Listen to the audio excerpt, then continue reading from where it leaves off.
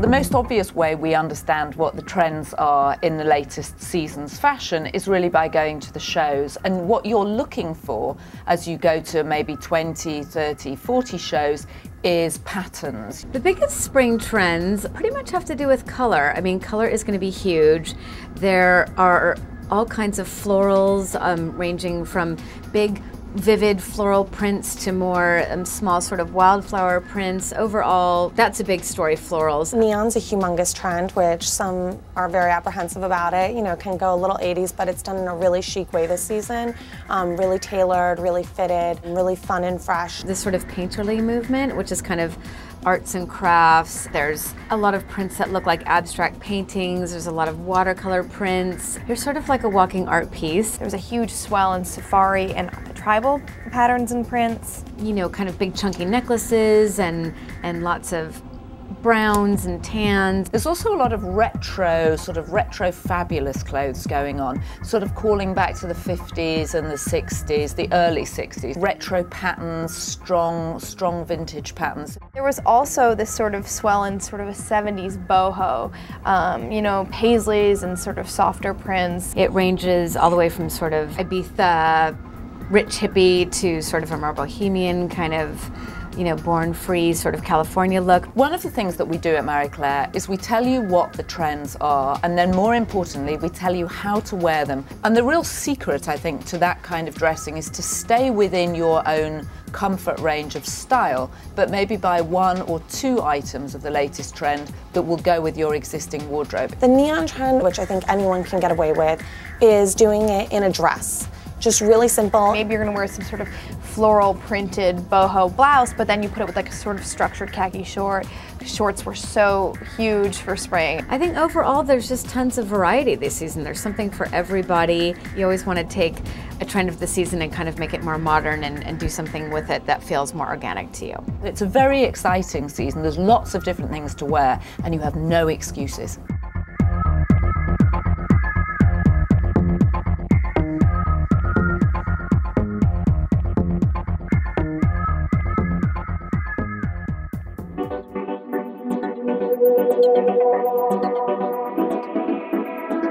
My one spring trend is this little cute dress. It kind of has a tribal-y feel. The shape is really simple. Maria Bonita Extra is a really cute new designer. She's really come around these past few seasons, so I really liked it.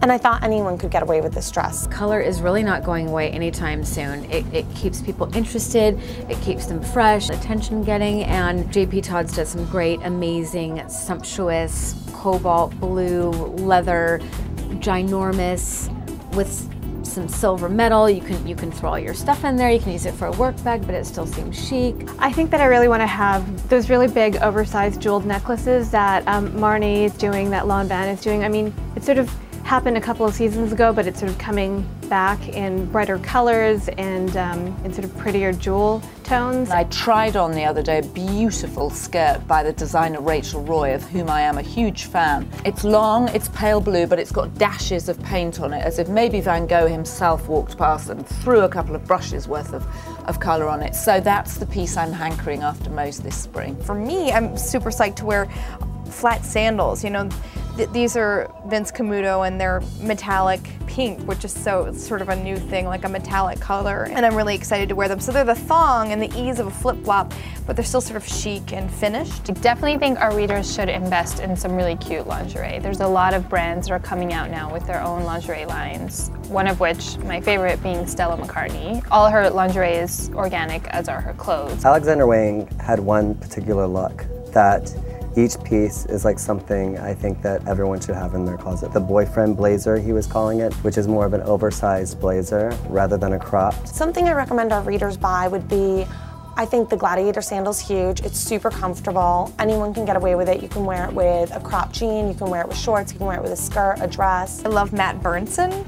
I think his shoes are so cool. They're really inexpensive, so I'm really excited to just like kick it all summer with flat sandals. Barbara Bowie did an amazing take on a Gladiator with a heel, which is great, but also like Baker's, there's cheaper lines, so everyone's doing a Gladiator for spring basically. We always are talking about the cheaper lines that are selling at Target and Kohl's and those stores, but I'm like super psyched this time because it's Rogan, and I just think that they're like kings when it comes to American sportswear. This shirt actually looks like a shirt that they made for Rogan, and it's this beautiful linen, and it's got all these wonderful details on it. You really want to buy something that, you feel like you get a lot of bang for the buck, and it sort of touches on a trend but isn't the most trendy piece, and something you can kind of wear over and over. That's where I sort of zero in on my favorites.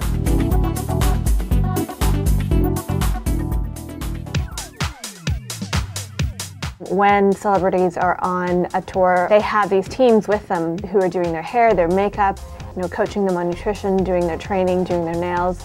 And we really wanted to see how that would translate to having someone, a real person, a regular person, adopt this whole entourage and see how that would pan out for her.